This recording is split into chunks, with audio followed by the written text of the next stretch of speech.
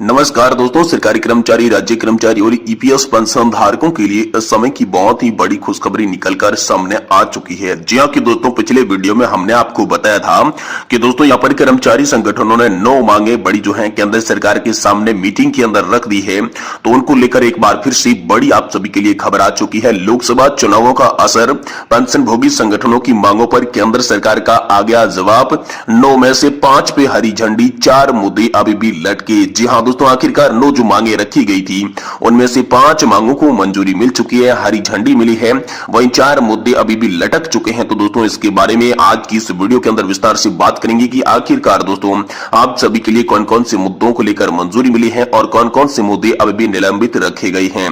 देखिए दोस्तों, लोकसभा चुनाव को देखते हुए पेंशन भोगी संगठन अभी हाल ही में 9 बड़ी मांगे केंद्र सरकार के सामने रखी थी और कहा था कि अगर ये मांगे पूरी नहीं होती है तो लोकसभा चुनाव में केंद्र सरकार के लिए विपरीत स्थिति पैदा हो सकती है। इसके बाद दोस्तों आनन फानन में केंद्र सरकार ने डीओपीपीडब्ल्यू के जॉइंट सेक्रेटरी श्रीनिवास के साथ पेंशन भोगी संगठनों की इन मांगों को लेकर उत्तर विचार करना तथा उत्तर देने के लिए तलब किया गया। तो ये मांगे कौन कौन सी थी और इन मांगों के ऊपर यहाँ पर केंद्र सरकार का क्या जवाब आया है, चलिए आपको विस्तार से बताते हैं। लेकिन इससे पहले आप सभी के लिए निवेदन रहेगा दोस्तों, आप इस वीडियो को पूरा ध्यान से देखेंगे तो ही दोस्तों आपको पता चलेगा कि आखिर कौन कौन सी मांगों को मंजूरी मिली है, 9 में से कितनी मांगे सही मंजूर हो चुकी है और कौन कौन सी मांगे मंजूर नहीं हुई है।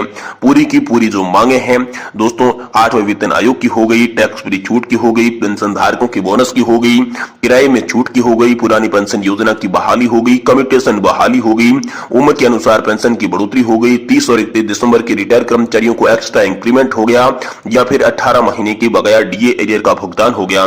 ये जो 9 के 9 टॉपिक थी, 9 के 9 जो मांग थी, इन मांगों को लेकर सरकार का जवाब आ चुका है। विस्तार से इस वीडियो के माध्यम से देने की कोशिश करेंगे, लेकिन आप वीडियो को लास्ट तक जरूर देखिए। तो चलिए शुरुआत करते हैं। देखिए सबसे पहले बात करते हैं 8वें वेतन कमीशन को लेकर कमेटी गठित करने की मांग। पेंशन भोगियों ने यहाँ पर केंद्र सरकार के समक्ष मांग रखी थी कि 8वें वेतन आयोग के लिए यहाँ पर कमेटी का गठन किया जाना चाहिए। अभी तक कमेटी गठित नहीं हुई है, इसलिए कर्मचारियों और पेंशन भोगियों के लिए यहाँ पर जो है क्या पॉलिसी रहेगी, इससे कर्मचारी और पेंशन भोगी अवगत नहीं है।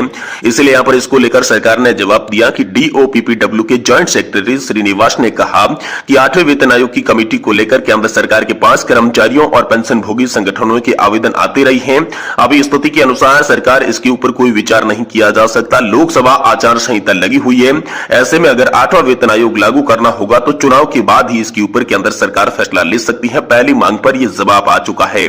दूसरी मांग थी दोस्तों, पेंशन को टैक्स फ्री किया जाना चाहिए, क्योंकि यहां पर जो है दूसरी डिमांड को लेकर केंद्र सरकार के समक्ष रखी गई थी कि दोस्तों पेंशन कम होती है, ऊपर से इनकम टैक्स लगाया जाता है, जिससे नाम मात्र की पेंशन उनको मिलती है, तो इस पेंशन को उनके परिवार का गुजारा नहीं हो पाता है। ऐसे में पेंशन भोगियों को टैक्स फ्री कर दिया जाए। सांसदों और विधायकों की पेंशन जब टैक्स फ्री हो सकती है तो पेंशन भोगियों की क्यों नहीं।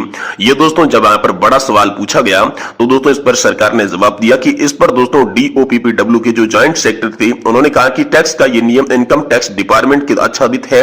ये आम नागरिकों के साथ सभी कर्मचारियों और पेंशन भोगियों पर लागू होता है।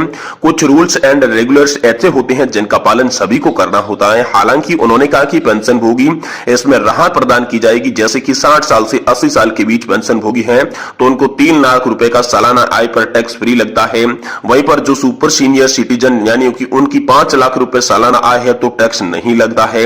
ऐसा दोस्तों सरकार का जवाब आया।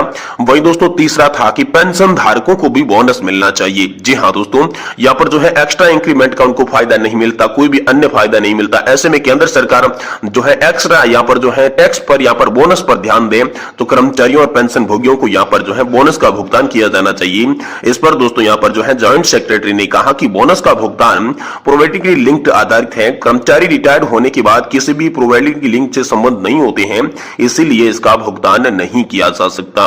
और अंत में जो मांग थी वो थी कि रेलवे किराए को लेकर 50% छूट की। तो इस पर दोस्तों यहाँ पर जवाब आया कि यह विषय रेलवे मंत्रालय के पास आता है। इस मुद्दे को रेलवे मंत्रालय के पास विचार करने के लिए भेजा जा रहा है। हालांकि बुजुर्गों को, सीनियर सिटीजन को कुछ सुविधा रेलवे की तरफ से दी जाती है, जैसे कि बुजुर्ग नागरिकों को, सीनियर सिटीजन को हर कोच में 10% लोअर बर्थ सीट आरक्षित रखी जाती है।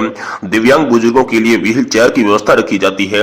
ये दोस्तों सरकार ने इसके बारे में जवाब दिया। वहीं दोस्तों पुरानी पेंशन योजना को फिर से बहाल करें, इसके लिए दोस्तों यहाँ पर जब कर्मचारी संगठनों ने मांग रखी तो इस पर दोस्तों जवाब आया, जिसमें श्रीनिवास जी ने कहा कि वित्त मंत्रालय की तरफ से इसके ऊपर विचार करने के लिए कमेटी का गठन किया गया है।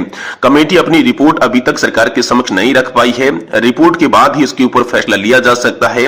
हालांकि पुरानी पेंशन को लागू नहीं किया जाएगा, कमेटी की रिपोर्ट आने के बाद नई पेंशन योजना में ही गारंटीकृत पेंशन व्यवस्था की जा सकती है। ये बड़ी खबर आप सभी के लिए आई है।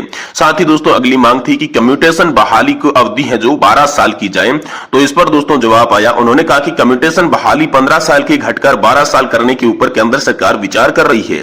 वे विभाग के पास इसका मैटर भेजा गया है, मंजूरी मिलने के बाद इसका सर्वसाधारण आदेश जो है वो जारी कर दिया जाएगा, यानी कि आप सभी के लिए 15 साल से घटकर 12 साल तक कम्यूटेशन बहाली हो सकती है।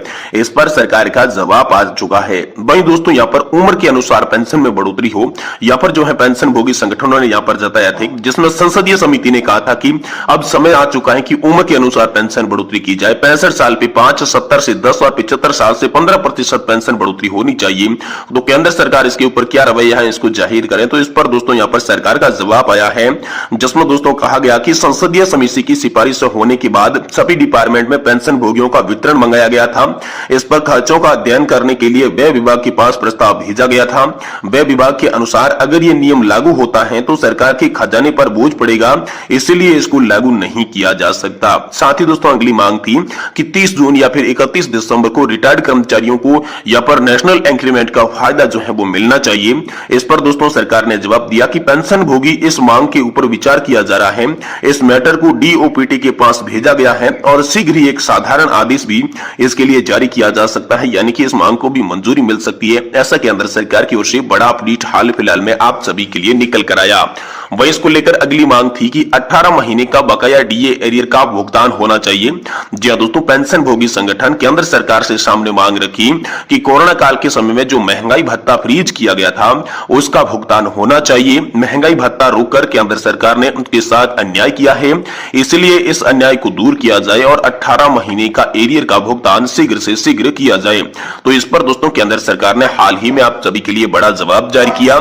इस पर दोस्तों डीओपीपीडब्ल्यू के ज्वाइंट सेक्रेटरी श्रीनिवास ने कहा कि देश की यहाँ पर जो है विकट परिस्थितियों में उसके पास पैसे का उपयोग कोरोना काल में कर लिया गया, अतः आपको देने का सवाल नहीं उठता। इससे यहाँ पर मुद्दे को खारिज किया जाता है, यानी कि दोस्तों यहाँ पर 18 महीने के डीए एरियर के मुद्दे पर भी आप सभी के लिए कोई भी बड़ा अपडेट नहीं आया। लेकिन यहाँ पर जो है केंद्र सरकार ने चुनाव को देखते हुए एक बार फिर से आप सभी पेंशन धारकों के लिए जो 9 मांगे रखी गई थी उन 9 मांगों पर से यहाँ पर जो है ध्यान दिया है, क्योंकि लोकसभा चुनाव बहुत ही नजदीक है और लोकसभा चुनाव को देखते हुए केंद्र सरकार जो कर्मचारी संगठन जो मांग रख रहे थे, पेंशन भोगी संगठन जो मांग रख रहे थे, तो उस मुद्दे पर जवाब देती हुई नजर आ रही है। तो कहीं ना कहीं दोस्तों आप सभी के लिए यहाँ पर जो है जल्द इसको लेकर कोई बड़े ऐलान हो सकते हैं कि क्या आप सभी के लिए कोई अन्य खबर भी आ सकती है।